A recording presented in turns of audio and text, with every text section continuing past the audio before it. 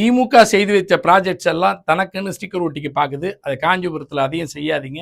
காஞ்சிபுரத்துக்கு ஒரு புறநகர் பேருந்து நிலையம் தேசிய நெடுஞ்சாலை பகுதியில் அமைய இருக்கு. சொல்றது 2 காரணத்துக்காக இந்த வீடியோ. மீண்டும் அது சட்ட போராட்டத்தில் நமக்கு கிடைச்சிச்சுன்னு சொல்றதுக்கான மகிழ்ச்சியான செய்தி. இன்னொன்று, இதை யாரும் கிரெடிட் எடுத்துக்காதீங்க. தப்பான கிரெடிட்ஸ்ன்றது நல்லதில்லை.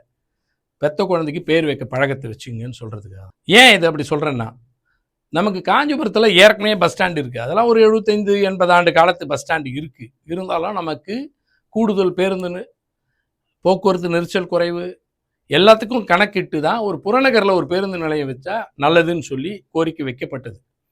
நான் சட்டமன்ற உறுப்பினராக 2016 வந்ததுலேருந்தே வைத்த கோரிக்கையில் அன்றைய ஆட்சி, நான் எதிர்கட்சி சட்டமன்ற உறுப்பினர், அதிமுக அன்னைக்கு ஒத்துக்குச்சு.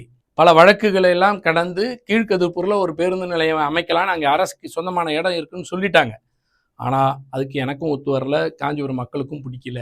2021 திராவிட மாடல் ஆட்சி திரு மு.க. ஸ்டாலின் அவர்கள் தலைமையில், எங்கள் தலைவர் தலைமையில் ஆட்சி அமைந்த போது இதே கோரிக்கை மீண்டும் வலியுறுத்தினேன். 5 வருஷமாக எனக்கு கிடைக்காத நியாயம் எனக்கு வேணும்னு கேட்டேன்.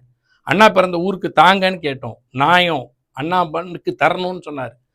2021 இறுதியிலேயே உறுதிப்படுத்த கொடுத்த இந்த திட்டம் நம்ம ஊருக்கு மட்டும் இல்லை, இது ஒரு 7-8 ஊர்களுக்கு, முக்கியமான ஊர்களுக்கு கொடுத்தாங்க. இடத்தேர்வுன்றது ரொம்ப முக்கியம். அப்போ இடம் தேர்வுன்னும் போது எங்கே வேணும் அப்படின்னா, புறநகர் பேருந்து நிலையம் NH ஒட்டி இருந்தால் தான் அதிக பஸ்ஸஸ் வரும், நமக்கு இரவு நேர பேருந்துகள் கிடைக்கும், வெளியூர் வெளி மாநிலங்களுக்கு பேருந்து கிடைக்கும்ன்றதுக்காக NH சைட்லேயே தேடும்போது இடங்கள் கிடைக்காமையே இருந்தது. 2024 அந்த கடைசியில் தான் ஒரு கட்டத்தில் கிடச்சிது. என்னன்னா, நமக்கு அரசுக்கு சொந்தமான இடம் பொன்னேற்கரை அந்த NH ஒட்டி இருக்கக்கூடிய இடத்தில் தனியார் அறக்கட்டளைக்கான கல்லூரி பக்கத்திலேயே இருக்குது அப்படின்னு ஒரு 19 ஏக்கர் இருக்குன்னு. அந்த ஏக்கர் இடத்தை பற்றி ஐடென்டி பண்ணி முடித்து அதை நமக்கானது என்று முடிவெடுத்து அன்றைய மாவட்ட நிர்வாகம், கலெக்டர், டிஆர்ஓலாம் ஸ்டெப்ஸ் எடுத்து நமக்காக மாற்றி கொடுத்து அதை மாநகராட்சிக்கு ஒப்படைக்கப்பட்டு மாநகராட்சியும் பிறகு டெண்டர் விட்டுது. ஐ திங்க் 36 or 38 crore நினைக்கிறேன். அதை ஃப்ளோட் பண்ணியாச்சு. டெண்டரும் எடுத்துட்டாங்க. எடுத்துட்டு கட்டலாம், அதுக்கு வேண்டிய வேலைகளை தொடங்கலான்றதுக்குள்ளே அந்த கல்வி நிறுவனம் சென்னை உயர்நீதிமன்றத்தில் ஹைகோர்ட்டில் ஒரு ஸ்டே வாங்கிடுச்சு. கேஸை நடத்தி நமக்கான சாதகமாக வந்தது. கடந்த ஜனவரி மாதம் பொங்கலுக்கு முன்னாடி நமக்கு நல்ல செய்தி வந்ததுன்னு மகிழ்ச்சியாக இருக்கிறதுக்குள்ளர திரும்பியும் சுப்ரீம் கோர்ட்டில் போயிட்டு அது ஒரு தடையாணை வாங்கிட்டாங்க அந்த அறக்கட்டளை. அந்த வழக்கை நடத்தி நேற்றைக்கு தீர்ப்பு வந்திருக்கிறது. இது அரசுக்கு தான் சொந்தமானது, மாநகராட்சி எடுத்திருக்க முடிவை செய்யலான்னு சொல்லிடுச்சு. இப்போ அதுக்காக அந்த பணிகள்லாம் தொடங்க இருக்கிறாங்க. இருக்கட்டும், நாங்கள் அன்னைக்கு இல்லை. என்றைக்குமே ஒன்று தெரிஞ்சுங்க, ஆட்சிகள் மாறலாம், ஆனால் முயற்சி எடுத்தவர்களுடைய முயற்சி வெற்றி காணுவது தான் ரொம்ப முக்கியம். நல்ல எண்ணத்தில் மக்களுக்காக அப்படின்ற ஒரு எண்ணத்தோட ஒரு நீண்ட கால போராட்டத்திற்காக உழைத்து நாங்கள் பெற்றிருக்கிறோம்.